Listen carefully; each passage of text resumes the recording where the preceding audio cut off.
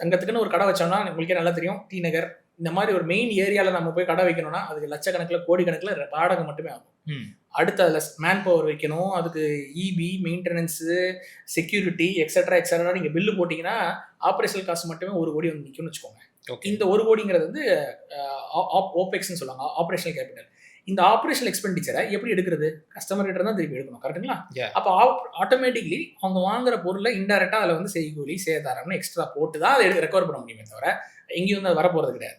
இப்போ நம்ம இதில் ஆன்லைனில் நாங்கள் என்ன அட்வான்டேஜ் அப்படின்னு கேட்டிங்கன்னா, இந்த அளவுக்கு அதிகப்படியான ஓவர் ஹெட்ஸ் கிடையாது. தங்கத்தை தங்கமாகவே எடுத்து கஸ்டமருக்கு கொடுக்கும்போது செய்கூலி சேதாரமும் கிடையாது. சரிங்களா? நீங்கள் தங்கத்தை தங்கமாகவே கோல்ட் ரேட் ப்ளஸ் ஜிஎஸ்டி மட்டும் கொடுத்து வாங்கிக்கிறீங்க. உங்களுக்கு வீட்டுக்கே டெலிவரி ஆகிடும். இப்போ எங்களுக்கு அதிகப்படியாக செலவு இல்லாதனால உங்கள்ட்ட எந்த விதமான ஹிடன் சார்ஜோ இல்லை எக்ஸ்ட்ரா சார்ஜ் செய்கூலி சேதாரம் போடணும்னு அவசியம் கிடையாது. ஓகே, இதுதான் இதில் இருக்க யூனிக் விஷயம். ஸோ அமேசான்லேயும் ஐஃபோன் வாங்கலாம், ஆஃப்லைன்லேயும் நம்ம கடையில் போய் ஐஃபோன் வாங்கலாம். ரெண்டும் ஐஃபோன் தான். ஆனால் அங்கே வாங்கினா நமக்கு ஒரு 6000 7000 கம்மியாக இருக்குன்னா நம்ம அங்கே வாங்கிக்கொள்ளலாம். அதே மாதிரி தான் இதுவும். ஸோ இங்கே நீங்கள் வாங்குறப்போ உங்களுக்கு லைவ் மார்க்கெட் ரேட்டில் கோல்டு வாங்க முடியும்.